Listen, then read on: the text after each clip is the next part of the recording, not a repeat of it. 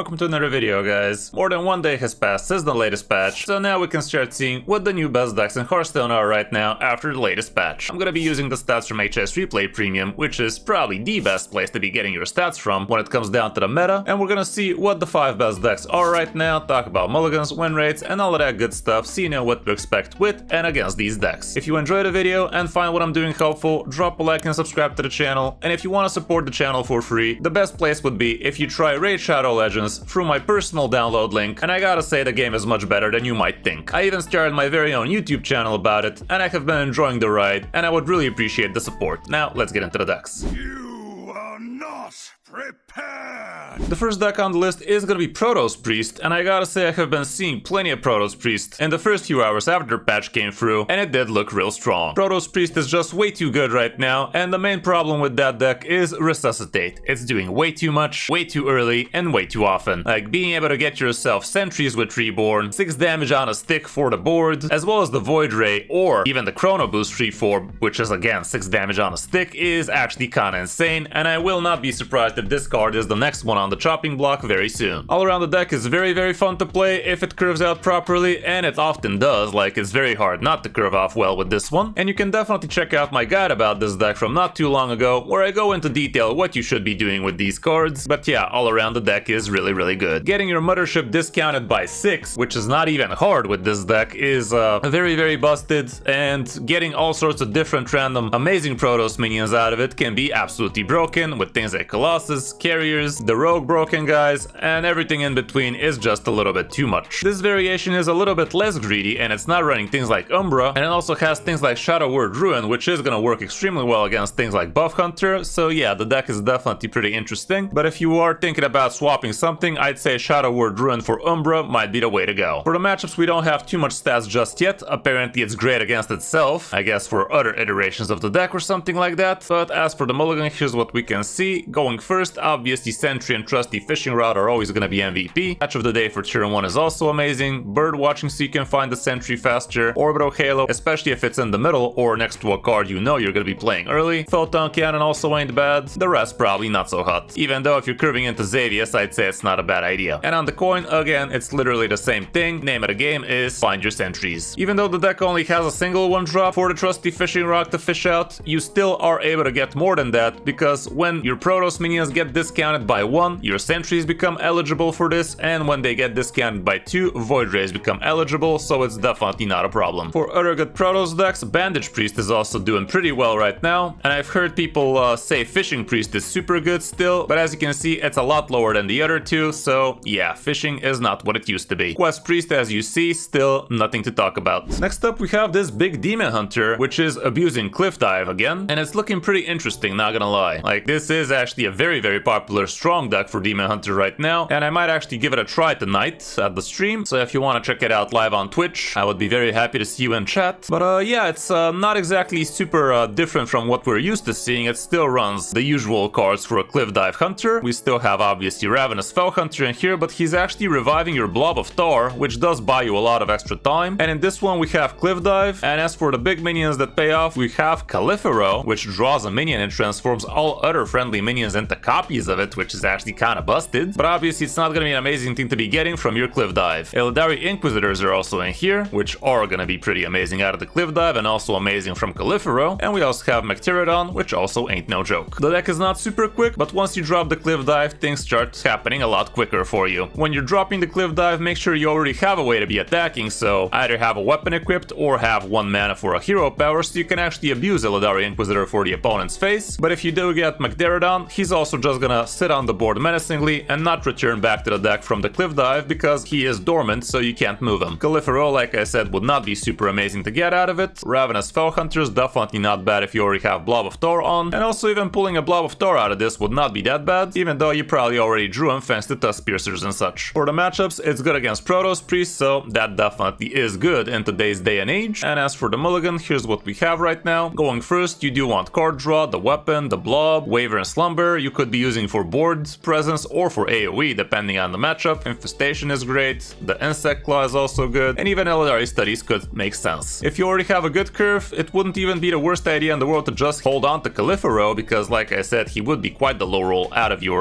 Cliff Dive because he doesn't do anything. Well, you still could rush him, but not that amazing of a minion to begin with, but the rest probably not so hot of a keep. One on the coin, again, kinda looks like the same stuff, so mulligan accordingly. On the number 3 spot, we also have Pain Demon Hunter, and this is usually how things go when a new meta emerges. When changes happen, aggro usually takes over, so no surprises here that aggro Demon Hunter is still pretty strong, and this is one of the best variations of the deck right now. It is a little bit weird with things like King Mukla, but apparently it does well. We even have a Sizzling Cinder in here, which is kinda weird because this deck has quite a few tribes, but it's not running the Tortola from what I'm seeing, which kinda doesn't make too much sense to me. I really thought that card made the deck a lot better. I did do a video about a similar list not too long ago, so there's that. But yeah, apparently just straight up aggro also is not a bad idea. We still have the Pain package with Arana, with Acupuncture, with Hot Coals, but you're not even running the Masseuse in here, so that's a little bit on the weird side. So I guess Arana is usually not gonna be that useful for you, even though you still could be pulling off 8 damage Acupunctures on empty boards, or you could just Arana and slam your face into a big minion, and if that's the only minion on the board, it's gonna be a 50-50 for the opponent's face or for the minion. We even have Ziliax in here, and this is actually the Haywire plus power module, so this way you could actually cheat out some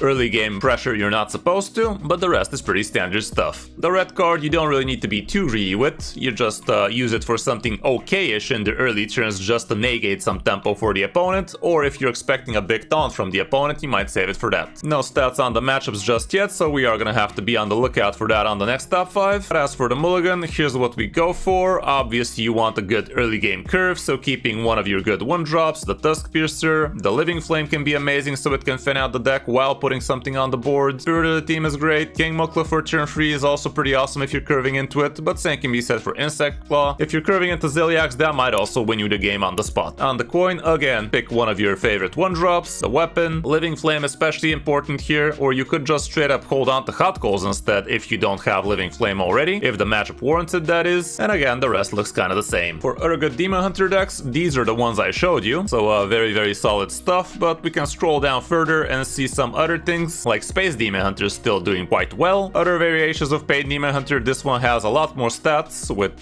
Sock Puppet and whatnot, but the win rate is not as hot, which it's not exactly sure if these stats are curated after a patch just yet, but these are the new things at the top, so I would definitely expect them to be from after the patch. It's still a little bit messy, but this is how early meta usually goes. As for the lower stuff, we still can't see anything amazing for Quest Demon Hunter, so I guess it's still kinda on the meme side. On the number 4 spot, Beast Hunter is still tearing it up, and this variation does look interesting with things like Ball of Spider again, and all around the deck is pretty popular lately, so nothing else too different from the standard list, but obviously it's still doing quite well. It's an aggro mid-rangey deck, so why wouldn't it do well after people are trying some new different things? So if you want to be climbing some easy ranks, this is definitely still a pretty valid deck, and again, you could be checking out my guide about it if you want to really see it in action. You try to curve off as best as you can. On turn 4, RC Rampage for a white board that goes into a turn 5 Supreme Dynamancy is usually something not very many decks can handle well, and City Chief Esho also kinda does the same thing, so it is pretty fun, pretty busted, pretty quick, and not that expensive either, because City Chief Esho is free, so that only leaves you with a couple of epics you need to craft, everything else rares and such. Matchup wise, we actually have plenty of stats for this one, and as you see, Agamagam Warlock used to be horrible for it, and with that out of the picture, well, you don't really have a bad matchup anymore, aside from Leech Death Knight, which was actually strong because of Agamagam Warlock, so that's 2 birds with 1 stone right there with this nerf for this deck, so it is gonna be even stronger now. Here are the updated mulligan stats. You still want to be curving off as best as you can with some good early game. Holding on to one of your good 1-drops is great. Remote control. Fetch is also amazing. Workhorse is your best free drop, and if you're curving into RC Rampage, that's also insane. I'd say Ball of Spiders is also not the worst thing in the world to curve into. On the coin, again, you're looking for a good 1-drop, 2-drop, 3-drop, heck, even 4-drop, because you do have the coin here, so turn 3 4-drop can be absolutely brutal too. We're gonna see plenty of variations of Beast Hunter on the top spots, but also Buff Hunter is super broken right now still, and I did play it right after patch came through, and I was just breezing through the ranks, not gonna lie. The deck is literally between 2 and 3 minutes to snag yourself a win with it, and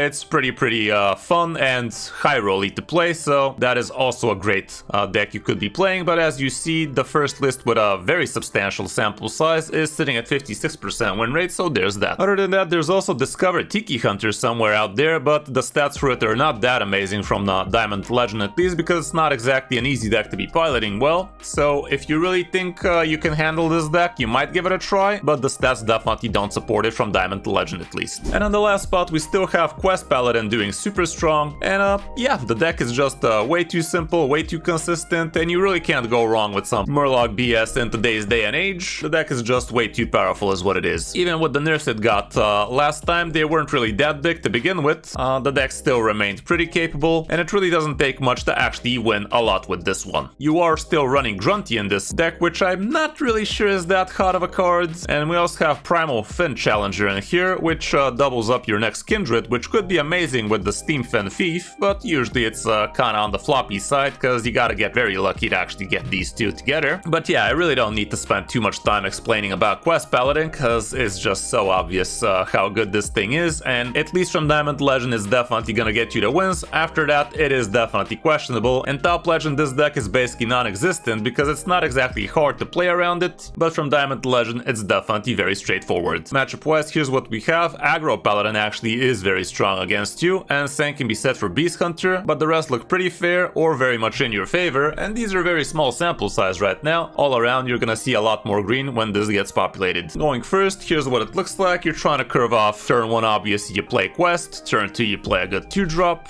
and if you already have a good 2-drop you could also hold on to a good 3-drop, but definitely get yourself a 2-drop. On the coin it's much of the same stuff. Here you could also consider holding on to 1-drops just because you could get turn 1 Quest into coin 1-drop minion as well. Again, look for a 2, for a 3, that kind of stuff. It is far from rocket science. For other good Pally decks, this is the one I'm showing you, but we also have Aggro Pally doing pretty well. You're gonna see it's under 57% win rate, so it's not exactly S tier, but it's still very strong, very good sample size, and it's very quick and simple too. We have to scroll quite a lot to see something different than these two, and here's Imbue Pally just shy off 50%, but it's really not that amazing, and same can be said for Drunk Pally. For the classes we haven't mentioned, starting off with Death Knight, Menagerie Death Knight is still doing okay, some of the variations of Leech Death Knight are still pretty fine, Hand Buff Death Knight is still somewhat up there, but the stats are just not that amazing right now. With Druids, in Top Legend at least, Dollhouse Druid is absolutely tearing it up right now, and it is probably the best deck in Top Legend, at least from what I saw. It's very hard to play against, it's very consistent at what it does, and it's not even that hard to pull it off nowadays if we gotta be completely honest. So if you want a challenge, you could even use this from Diamond to Legend, but it's not as amazing against some aggro decks unless you really curve off with the good removal. Apparently there's some weird Taunt Druid out there as well, not the biggest win rate or anything like that, but it definitely does look promising. Aviana Druid is also gaining some popularity, especially after the patch. I did see quite a few Avianas, but everything else not so hot right now. For Mage, Elemental Mage still seems to be the best bet. Protoss Mage is also pretty playable. Big Spell Mage is something interesting out there new, which is kinda new, with things like Tsunami, things like Huddle Up. Kinda interesting, not gonna lie, but not super strong. 55% win rate though for a new-ish deck,